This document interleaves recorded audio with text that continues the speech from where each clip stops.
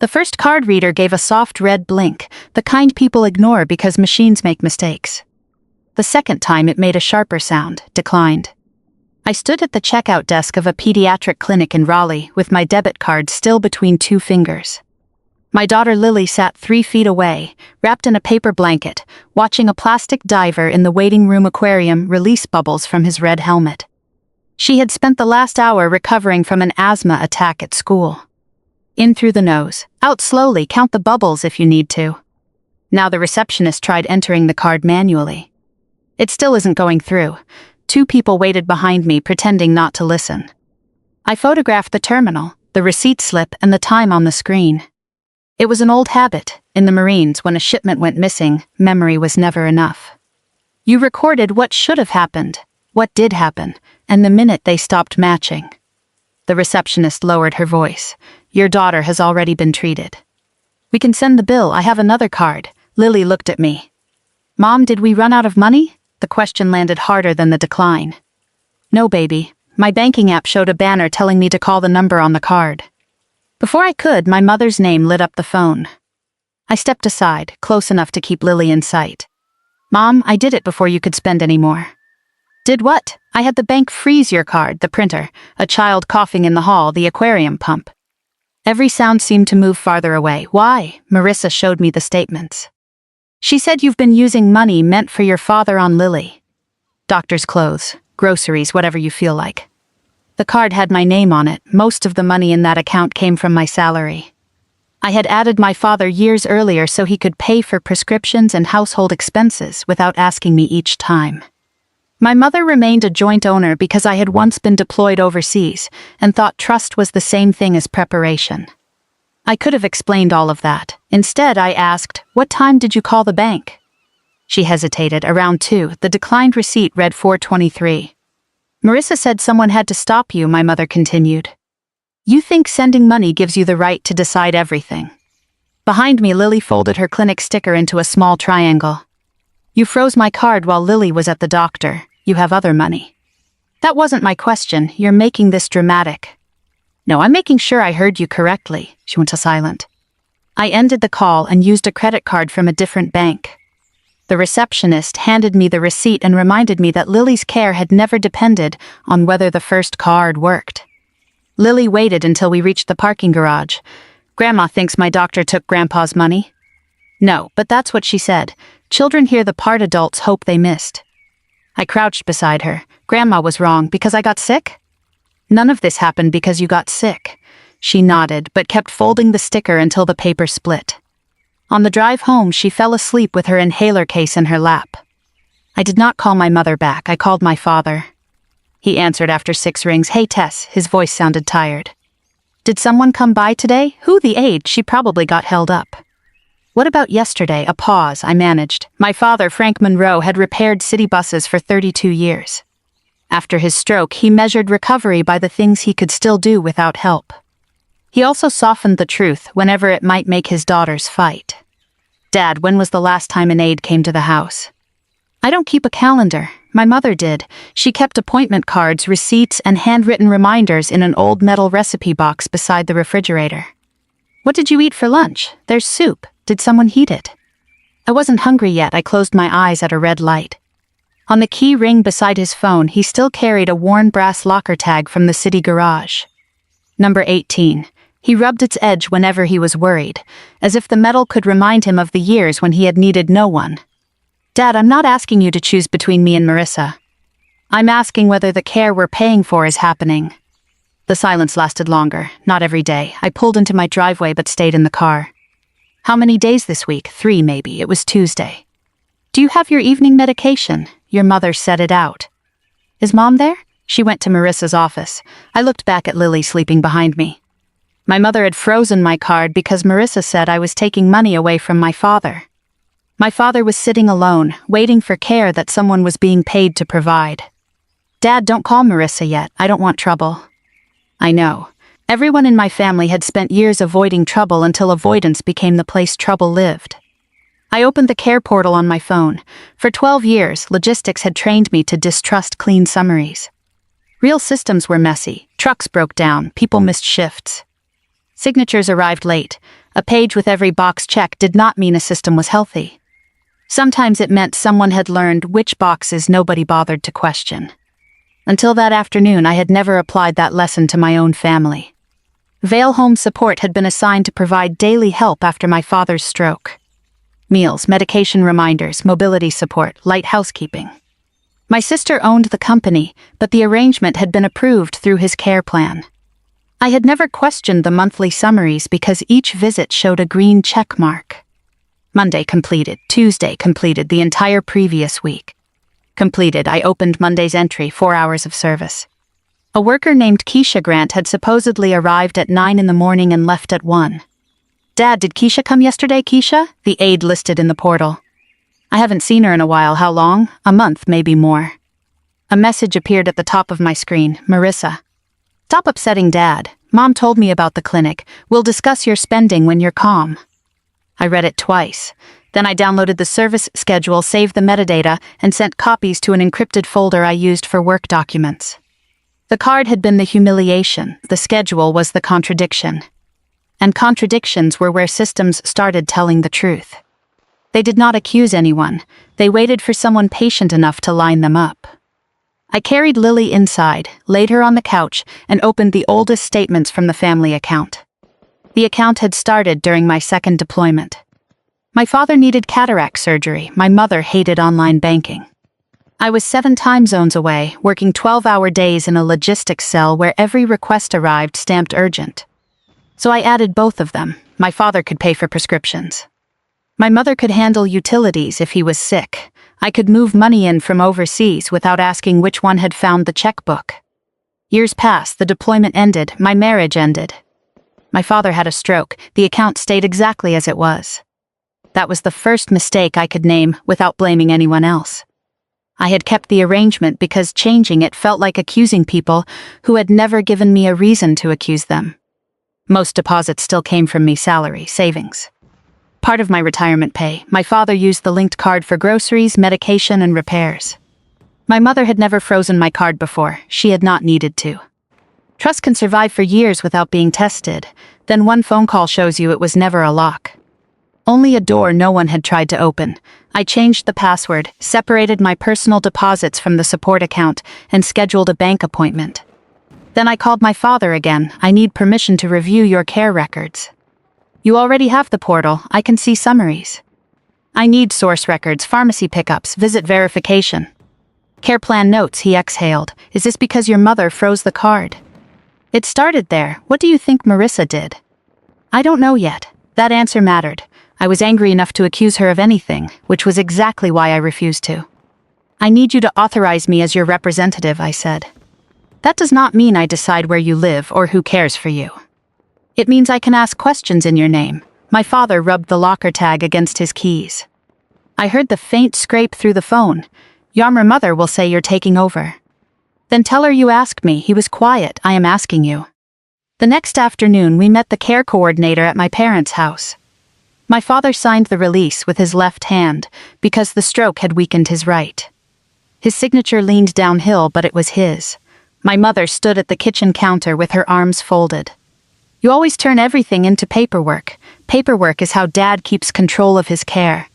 He had control before you showed up. My father looked at her. No, Elaine, I had quiet. No one raised a voice. My mother looked down at the release as if the paper had chosen a side. The pharmacy was the first place I called. Vale Home Support had recorded a medication pickup the previous Thursday. The summary said an aide collected my father's refill, delivered it, and placed the evening dose beside his chair. The technician checked twice. The package was prepared but never picked up. Could the system have missed it? Not this one. Name, time, signature. Can you send written confirmation with Mr. Monroe's release? Yes. She paused. A second refill request came Friday. It was cancelled because the first package was still here. My father had gone 4 days without medication the care record said had been delivered. My mother interrupted. I gave him mine. The technician went silent. Mom, you cannot substitute your prescription for his. It was the same kind. That is not the same thing. I was handling it. That sentence had protected too many failures in our family. The pharmacy confirmation became the first independent record. The second came from the doorbell camera. My father disliked it, but after the stroke he had agreed to keep it because my mother said it would help everyone worry less. Marissa had installed it after my father's stroke. The system stored 30 days online. I compared the service schedule with the video. Monday showed Keisha arriving at 9 and leaving at 1. No one came to the door. Tuesday listed another aide at 10:30. At 10:42, the camera recorded my mother carrying in groceries. No aide entered. Wednesday had no video between noon and 2 because the internet dropped. Thursday showed a delivery driver leaving a pharmacy bag my mother had ordered separately. Friday showed Marissa on the porch for 11 minutes. The log listed a 4-hour visit by someone else. One missing clip could be technical. One empty doorway could mean an employee used another entrance. 5 days created a question no single excuse could answer. The video did not prove who had entered every room, but it proved the official story was cleaner than the life happening behind the door. I made a table with 3 columns: scheduled, verified, unaccounted for. It looked like the charts my family had mocked for years. Boxes times mismatched totals. My mother watched from the doorway. You're trying to make Marissa look like a criminal. I'm trying to find out who was in this house. She has staffing problems. Then the record should say someone called out. You don't understand what it takes to care for someone every day. She was right about part of that. I did not know what it felt like to wake beside my father and wonder whether he would fall before breakfast. But she did not know what it felt like to discover the care you paid for had become an alibi for care that never happened. My father asked for tea. While my mother reached for the kettle, I noticed the metal recipe box beside the refrigerator. It was cream-colored, with faded strawberries across the lid. She stored recipes in front, appointment cards in back, and every scrap she thought might settle an argument later. I opened it only after my father nodded. Behind a lemon pie card were 3 appointment slips. On the first, my mother had written "No aid Monday." Frank tired. The second called Marissa, said someone coming tomorrow. The third, no one again, made soup. I looked at her. I knew people missed days. The portal says they completed every shift. I don't use the portal, but you signed the monthly summary. Marissa said it only confirmed Dad was receiving services. Was he? Her face tightened. Do not speak to me like one of your contractors. I put the cards back. I'm not. I photographed only the slips my father authorized me to copy. On the final one, beside a cardiology appointment from 6 weeks earlier, my mother had written one name twice. Keisha. Underneath it, stopped coming. Ask Marissa why still on schedule. I checked the portal. Keisha Grant had logged 27 hours in my father's home after the date my mother said she stopped coming. That was no longer a missing shift. It was a person who might not know her name, was still entering the house on paper. Keisha Grant answered on the 4th ring. Her voice was cautious until I told her my father's name. I haven't worked for Vail Home Support since the 1st week of February. The portal showed her entering my father's house 27 hours after that date. Did you ever cover shifts after you left? No. Did anyone ask to keep your name on the schedule? Marissa said the system needed time to catch up. She told me not to worry about old entries. Keisha had worked for Marissa for almost a year. She said the agency lost 2 aides after Christmas and began moving people between clients without updating schedules. Then payroll started arriving late. Her final check was still missing. I left because I couldn't keep driving 40 miles for shifts I might not get paid for, she said. But I cared about your dad. I never wanted him left alone. I asked whether she would put her resignation date in writing and confirm she had not returned to my father's house. She agreed after I promised her statement would not be posted online or used to embarrass her. Keisha emailed her resignation letter that evening. The next morning I compared it with the visit records. Her name appeared on 12 shifts after she left. 6 had start and end times rounded to the exact quarter hour. 4 contained identical notes. Client assisted with meal preparation, medication reminder, mobility support, and light housekeeping. No concerns observed. The wording repeated so perfectly that it stopped sounding like documentation and started sounding like a stamp. I called the care coordinator and asked how a visit could be entered after an employee resigned. She explained that the program used electronic visit verification, but missed check-ins could still be corrected manually if a provider documented a reason. Who approves the corrections? The agency submits them. The program can review them later. Does the record show where the correction came from? It should show the submitting office and timestamp. The copies I could access did not include those fields. That was the limit of my authority. I could identify a pattern. I could not pull internal audit data simply because I was angry and good with spreadsheets. So I built a discrepancy matrix instead: date, scheduled aide, verified presence, medication record, meal support, manual correction. For years my family had laughed at the way I turned chaos into columns. Marissa once said I could reduce a funeral to a supply request if someone gave me a clipboard. She had meant it as an insult, but systems do not care whether you are charming. They care whether the numbers reconcile. The old strain beneath my right shoulder blade, earned during a night of loading damaged pallets in the Marines, tightened as I leaned over the spreadsheet. I rolled the shoulder once and kept counting. By Friday afternoon, 31 hours of care remained unsupported. Before I called anyone, I checked the public filings connected to Vail Home Support.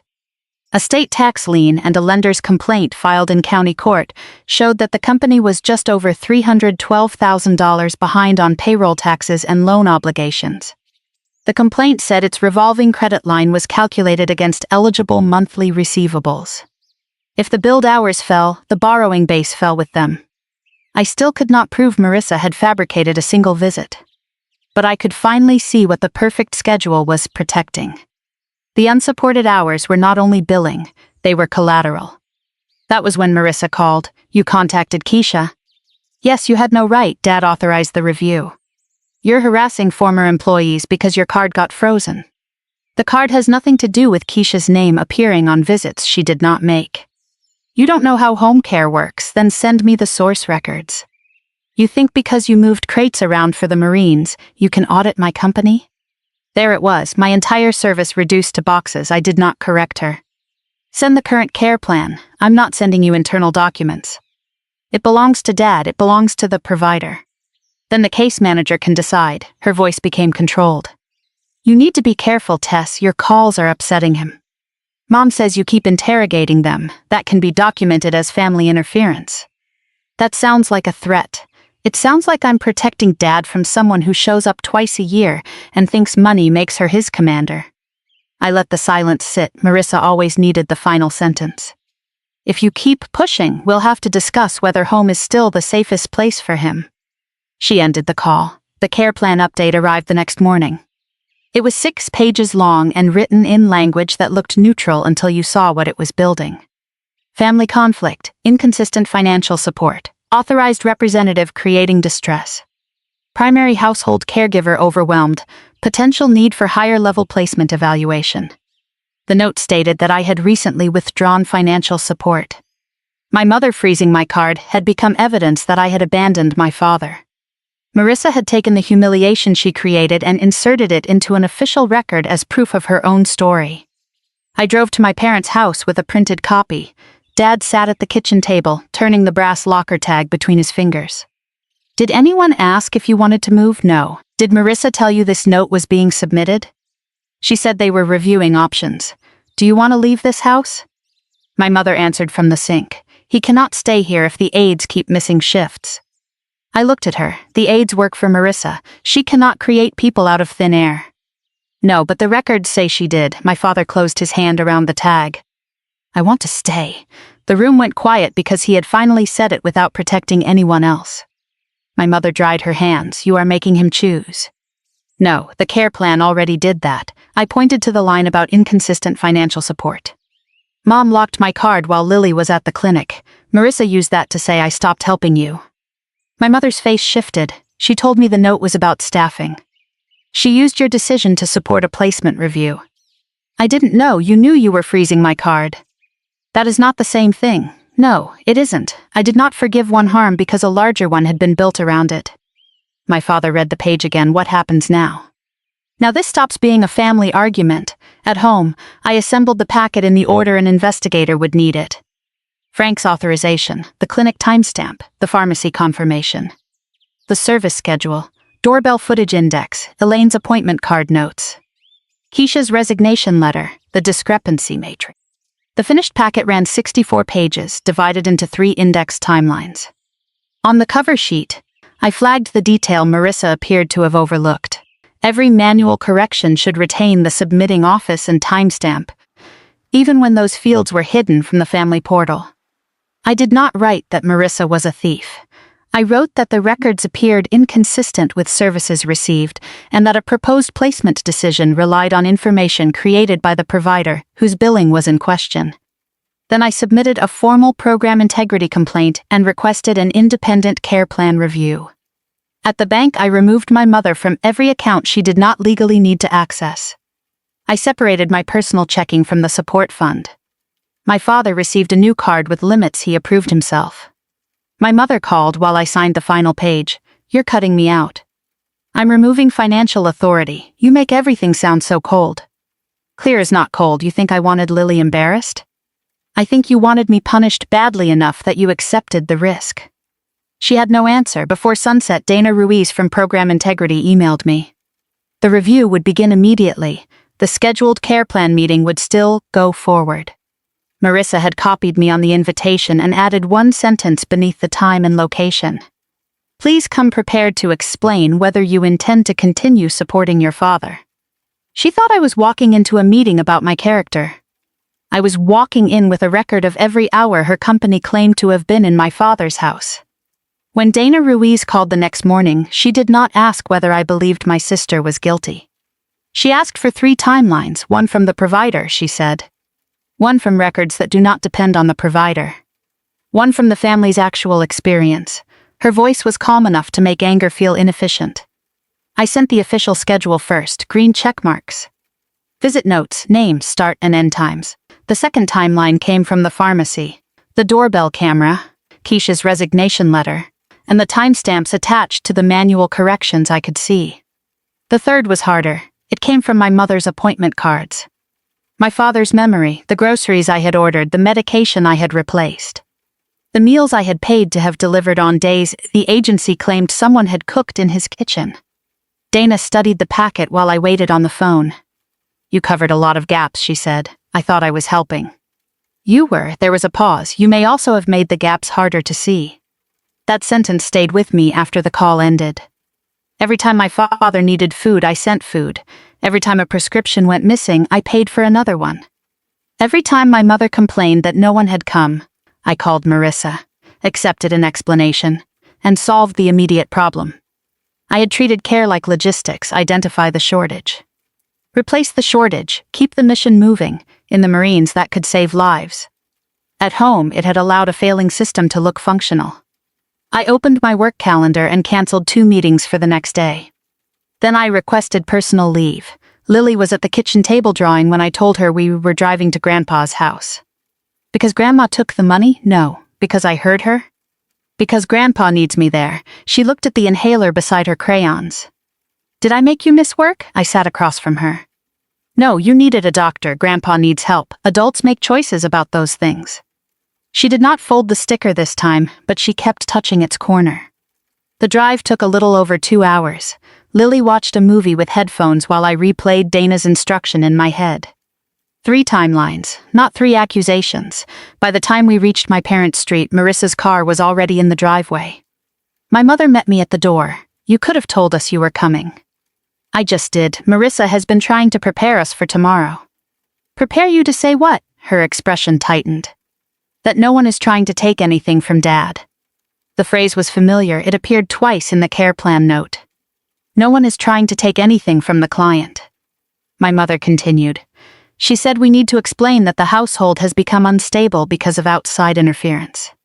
That phrase appeared too. Outside interference.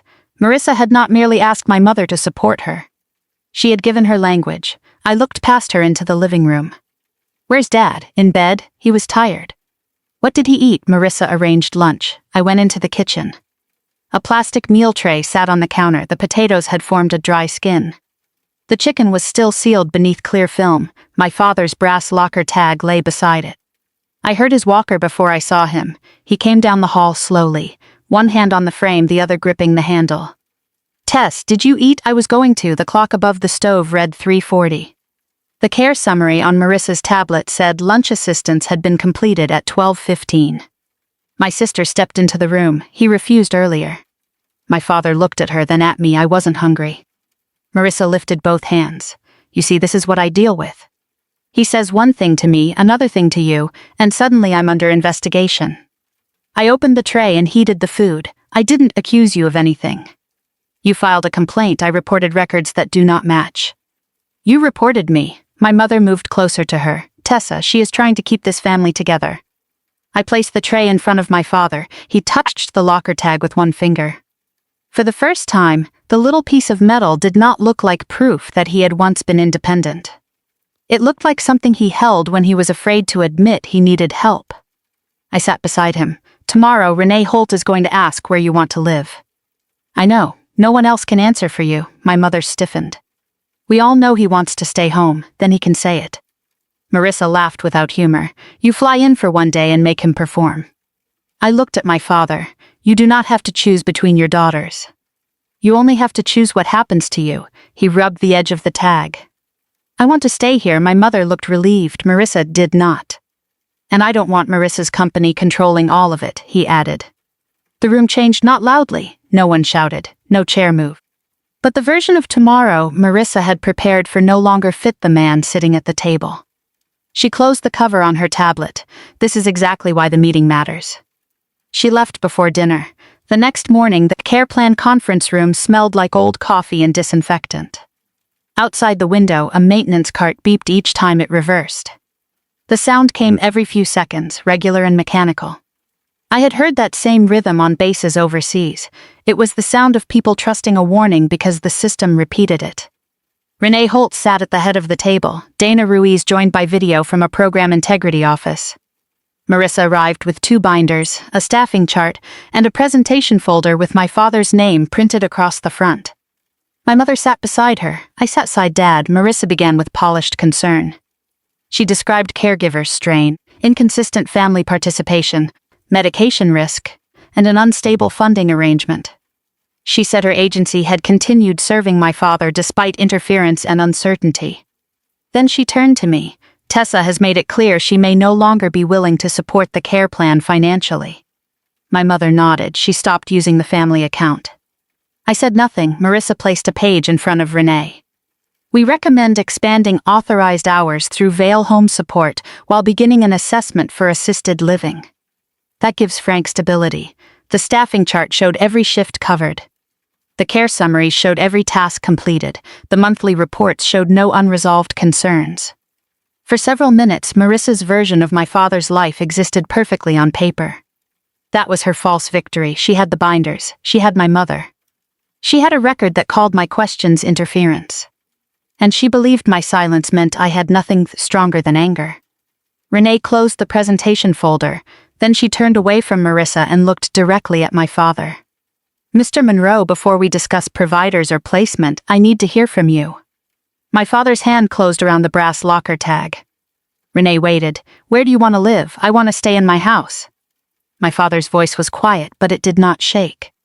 Renee leaned forward. And who do you want coordinating your care? He looked at Marissa, then at my mother. Finally, he looked down at the brass tag in his hand. Not my daughter's company, not anymore. Marissa's binder closed with a soft thud.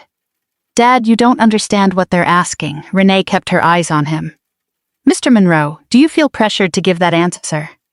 No. Do you understand another provider may need time to take over? Yes. Then your preference will be documented. That decision belonged to him. No one rescued him or spoke over him. He simply used the authority everyone else had treated like a vacant chair. I watched my father's shoulders settle after he said it. Not relax, settle. There is a difference. Relaxation comes when danger passes. Settling comes when a person finally accepts that the cost of speaking is lower than the cost of remaining silent. Dana appeared on the wall monitor and opened a file. Now we need to address whether Vail Home Support's records support the care plan it submitted. Marissa straightened. I'm happy to explain scheduling issues. I lifted the 64-page packet from the chair beside me and set it on the table. The metal rings struck the wood once. Outside the window, the maintenance cart kept beeping as it reversed. 26 billed visits, I said, 11 without independent confirmation. I opened the first tab and turned the page toward Marissa. It placed my father's authorized visits beside the doorbell timestamps and pharmacy records. A doorbell camera is not a timekeeping system, Marissa said. Employees sometimes use the side entrance. I did not treat the camera as conclusive. I looked at Dana. Her office had checked the system fields I could not access. The side entrance has no electronic lock record, Dana said.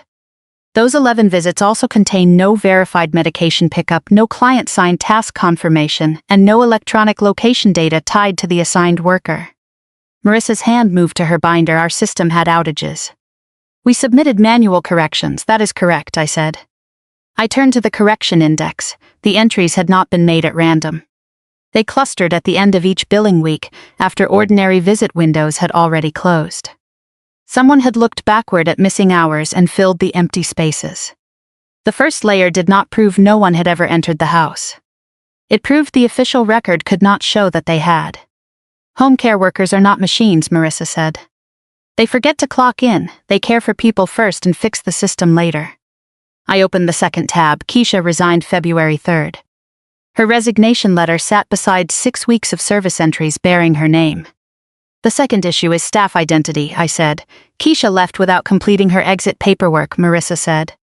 Keisha joined by audio. Her name appeared beneath a gray microphone icon. I emailed my resignation and returned my badge on February 3rd. You told me you might cover emergencies. I said you could call me. You never did. I slid the shift index across the table. 12 visits after she resigned. 8 entered from your administrative account. That could have been a scheduler using the wrong profile. I placed the pharmacy confirmation over the visit note, claiming Keisha had collected and delivered my father's medication. The prescription never left the counter. Dana confirmed that the package remained at the pharmacy until my mother arranged a separate pickup 4 days later. My mother pressed her lips together. Marissa stopped defending the visits and defended the company. We were understaffed. My scheduler was reconciling notes after the fact. That does not mean services were intentionally fabricated. It was a stronger defense than denial. Bad systems produce bad records. A mistake could explain one visit, it could not explain a pattern. I closed my packet. My records established the pattern. Then I looked at Dana. Please confirm intent. Marissa went still. Dana opened a document I had not seen. It was an internal message exported after her office issued a preservation request. Marissa's name appeared at the top. Keep Frank Monroe at full authorized hours through the review period.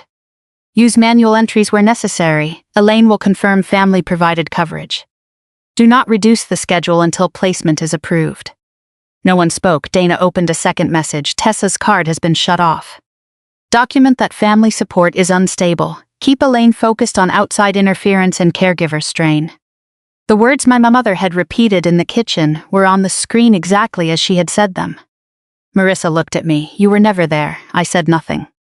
You sent deliveries. You sent money. You called after dinner when everything hard had already happened.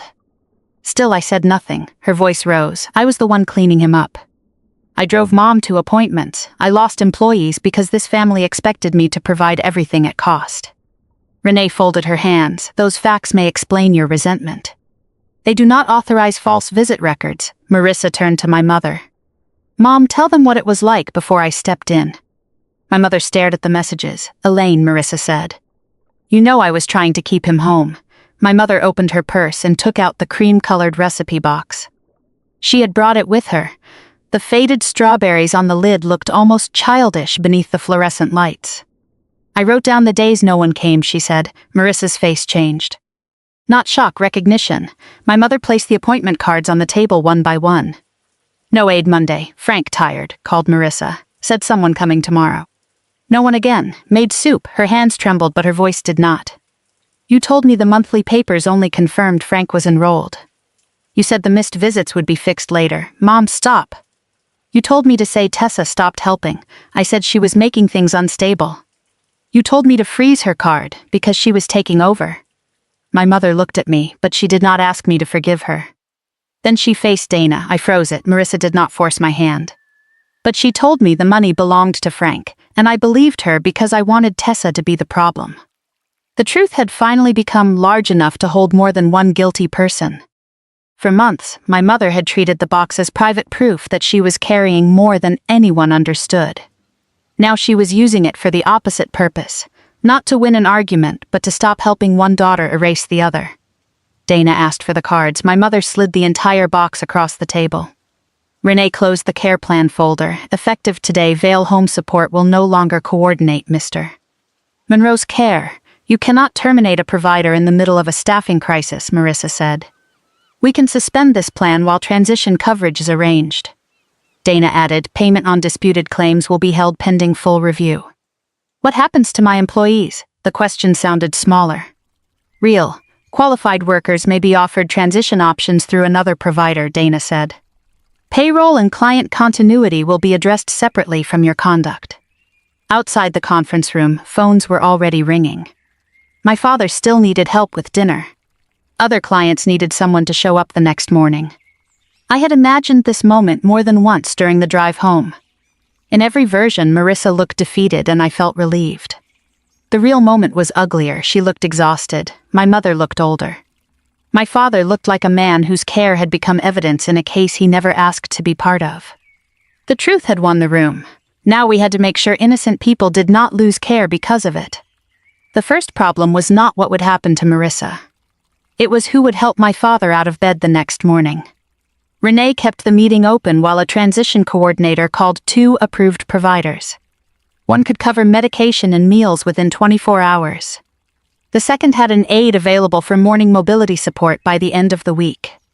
Until then, my mother and I divided the gaps, not because I trusted her with the account again. Because my father still needed breakfast. Dana explained that disputed payments would be held while the review expanded to other clients. Vale Home Support could not submit new claims under my father's plan. Marissa was removed from direct coordination. The employees were a separate matter. Do not assume every worker knew what was happening, Dana said. Some may be owed wages, some records may have been changed above them. That distinction mattered. Revenge is easy when everyone on the other side becomes one shape. Responsibility asks who decided, who benefited, who stayed silent, and who was only trying to finish a shift. Outside the conference room, Marissa waited beside the vending machines. Her binders were gone. Without them, she looked less like an owner and more like my sister after a week without sleep. You got what you wanted, she said. Dad got to choose. You destroyed the company. The review is not finished. You know what happens next. The bank calls the loan. Staff leave. Clients panic. You should have thought about them before you billed visits that never happened. Her jaw tightened. You were not there, I know. The answer stopped her. I had spent years defending my distance with deployments, work, divorce, and the cost of raising a child alone. All of those things were true. None of them changed the mornings Marissa had driven our mother to appointments or cleaned our father after his stroke. You were there, I said. You did work I did not see. Her eyes filled, but her voice stayed hard, and now none of it counts. It counts. It does not turn 12 real hours into 40 billed ones. She looked away. I kept thinking I could fix it next month. That was the closest she came to admitting how it started. One shift, she said, then payroll, then another employee quit. Mom kept saying Dad could not lose the service. I thought if I held everything together long enough, the money would catch up. And when it didn't, I needed more time. You used Dad's care plan to buy it. She wiped beneath one eye with the side of her hand. What are you going to do to me? The old version of our family would have answered that question as if I controlled the outcome. I am going to tell the truth when I am asked. The rest belongs to the review. And my employees? I asked Dana to protect valid payroll and transfer qualified staff where possible. Marissa stared at me. Why? Because they are not your shield. The expanded audit confirmed what the public filings had shown. Vale Home Support was $312,000 behind on payroll taxes and loan obligations. Marissa had kept authorized hours high because the company's credit line depended on monthly receivables. On July 18th, 4 months after the care plan meeting, the North Carolina Medicaid Office of Compliance and Program Integrity issued a final overpayment determination ordering Vale Home Support to repay $184,760 in unsupported claims. On July 22nd, North Carolina Medicaid terminated the agency's provider participation agreement, and the North Carolina Division of Health Service Regulation issued a license suspension order that barred Marissa from directing home care services until she met reinstatement conditions. On August 2nd, the payroll tax findings were referred to the North Carolina Department of Revenue. There was no arrest in a parking lot, no line of black vehicles. No single morning when justice arrived wearing a badge. There were letters, deadlines, interviews, bank statements. A supervised wind down that felt too slow when I was angry and painfully fast to the people whose paychecks depended on it. Keisha received most of the wages she was owed. Several aides moved to the provider that took over my father's care. Other clients received new assessments, so their families did not have to guess which visits had been real. Marissa sold her office furniture, her second car, and eventually the house she had refinanced to keep the company alive. I did not celebrate any of it. Consequences are not clean simply because they are deserved. My father stayed home. His new provider used visit verification that he understood. Renee reviewed the plan with him directly, not through one of his daughters. He chose morning help, medication reminders, and 3 afternoons each week when he wanted the house to himself. My mother still cooked dinner most nights. She did not regain access to my accounts. When she asked whether I would ever trust her again, I told her the truth. I may trust you with some things, not with the power you used to punish me. She cried quietly. I did not take the sentence back. Forgiveness offered before a boundary is only another way of asking the injured person to make everyone comfortable. I began driving down every other weekend, not forever. Not as a promise I could not keep, as a schedule I could actually honor. Sometimes Dad and I talked. Sometimes we watched old baseball games while he complained about the relief pitchers. On one visit, he pressed the brass locker tag into my hand. Number 18, he said, best locker in the garage. You carried this for 30 years. I don't need it to prove I can take care of myself. I closed my fingers around the worn metal. What does it prove now? That I know who to ask when I can't. By September, Lily's breathing had been steady for months. I took her back to the same clinic for a follow-up. The plastic diver still stood in the aquarium, red helmet. Bent knees, a stream of bubbles rising toward the filter. Lily did not count them. At checkout, I used a new card linked only to my personal account. Approved, the receptionist handed me a sticker. Lily held it flat between both palms. Grandma can't turn this one off? No, because you changed the bank? Because I changed who gets access. She thought about that. Is Aunt Marissa still mad? Probably. Are you? Sometimes. She looked at the sticker. Was it my fault that day? I knelt beside her. No, you needed help. Adults made choices around you. Those choices were never the price of taking care of you. She pressed the sticker onto her jacket without folding a corner. For years, I believed love meant making sure no one I cared about ever ran out of what they needed. Money, medicine, food, time, I still believe provision matters.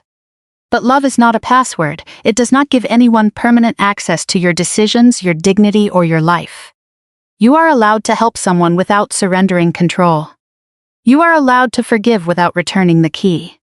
And you are allowed to admit that covering every shortage can sometimes hide the system that created it. My mother had confused access with trust. Marissa had confused sacrifice with ownership. I had confused support with presence. None of us left the story innocent. But my father kept his home. My daughter stopped carrying a shame that belonged to adults. And I learned that the strongest boundary is not the one that punishes someone. It is the one that makes harm harder to repeat.